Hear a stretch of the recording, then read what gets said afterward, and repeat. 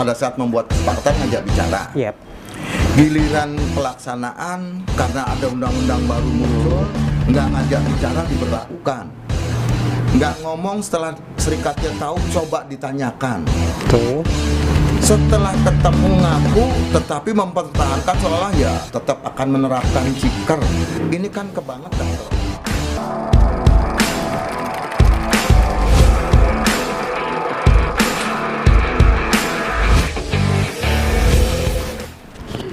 Baik, terima kasih Pak Buyung, Mas Hartono, Pak Yus, beberapa pandangan masukannya.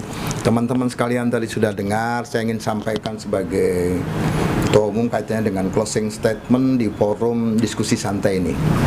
Yang pertama, penegasan sekali lagi, PKB yang sedang berlaku ditegaskan oleh PP, para pihak wajib melaksanakan.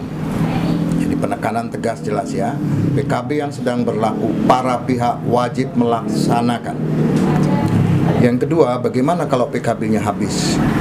Silahkan berunding, wajar, pengusaha silahkan pakai konsep undang-undang yang ada. Saya tidak melarang, tetapi saya juga meminta pimpinan unit kerja SPRTMM gunakan perundingan itu untuk menunjukkan tugas dan tanggung jawab Anda sebagai pimpinan unit kerja. Kalau kita berpedoman kepada Undang-Undang 21, serikat pekerja itu tugasnya adalah, atau tugas pokoknya adalah melindungi, membela, dan meningkatkan kesejahteraan. Include di dalamnya ada hak dan kepentingan. Hak itu berarti sesuatu yang normatif, sedangkan kepentingan sesuatu yang terkait tentang syarat-syarat kerja. Ya tentunya disesuaikan dengan kondisi perusahaan masing-masing, sesuai teknologi yang digunakan, juga berbagai macam hal yang terkait dengan proses produksi yang ada di perusahaan tersebut. Nah, dalam hal ini saya harus bilang, tidak automatically juga teman-teman PK harus khawatir seolah-olah ya sudah kiamat kembali ke ciker. No, menurut saya. Kenapa? You harus buktikan juga. You tahu produksi di tempat Anda, mudah mengakses itu. Hitung, apakah industri Anda turun saat ini? Undang-undangnya turun Pak nilainya. Apa industrinya harus turun? Benefitnya, kalau industrinya sendiri tidak menunjukkan penurunan. Ukur saja sederhana, nggak usah susah-susah, nggak usah hitung neraca terlalu jauh. Walaupun kalau bisa itu lebih baik. Hasil produksinya, jenis produksinya, sampaikan dengan baik dalam perundingan pihak perusahaan. Pak, kondisi kita pada saat dulu dengan memberikan umpamanya contoh pesangon 34 kali, produksi kita sekian. Sekarang produksi kita sekian. Kenapa mesti turun jadi umpamanya gara-gara undang-undang ciker gitu loh. Kita tuh mampu menjelaskan dengan data yang konkret.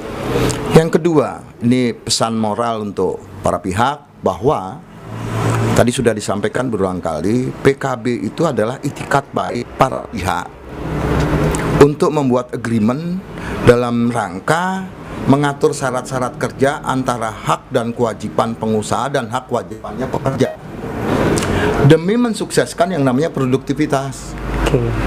Jadi ini sebetulnya bukan nilai kosong, ini ada nilai isi, bargaining para pihak untuk kualitas industrinya ditingkatkan dengan diberikan kompensasi yang namanya, mohon maaf, hak-hak pekerja yang baik.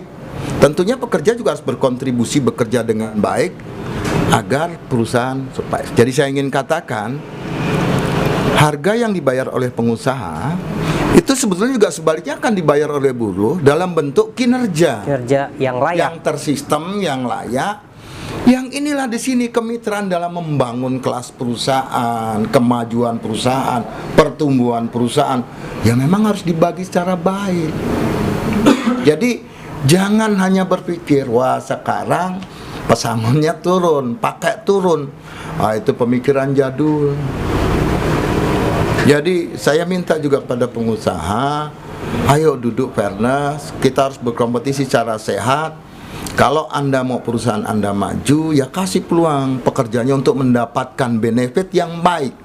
Silahkan ditentukan, yuk bangun productivity yang lebih besar, bangun sistem, kami dukung.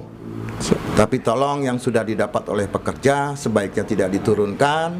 Dan mohon maaf sekali lagi bahwa kami sangat prihatin bagi teman-teman pekerja yang sudah sampai harus melakukan unjuk rasa yang mengarah kepada situasi kondisi yang berbahaya di pandemi COVID saat ini justru akibat gara-gara adanya indikasi pembangkangan, mohon maaf, unsur manajemen yang tidak melaksanakan isi PKB. Saya minta ini segera diatasi, diselesaikan, karena kalau tidak, saya khawatir ini akan menjadi masalah besar dan merugikan kita semua. Terima kasih. Wassalamualaikum warahmatullahi wabarakatuh. Waalaikumsalam warahmatullahi wabarakatuh. Terima kasih Pak Sudarto selaku Ketua Umum, terima kasih Pak Hartono selaku Ketua di bidang hukum, kemudian Pak Yus Ruslan selaku Sekretaris Umum, kemudian Pak Buyung Marizal selaku Majelis Pertimbangan Organisasi Pimpinan Pusat Federasi Serikat Pekerja Rokok, Tembakau, Makanan dan Minuman. Oke, mungkin di lain kesempatan kita bisa ngobrol-ngobrol bareng kayak begini dengan tema yang berbeda seputar masalah ketenaga kerjaan. Seperti aja teman-teman. Assalamualaikum warahmatullahi wabarakatuh. Waalaikumsalam warahmatullahi wabarakatuh.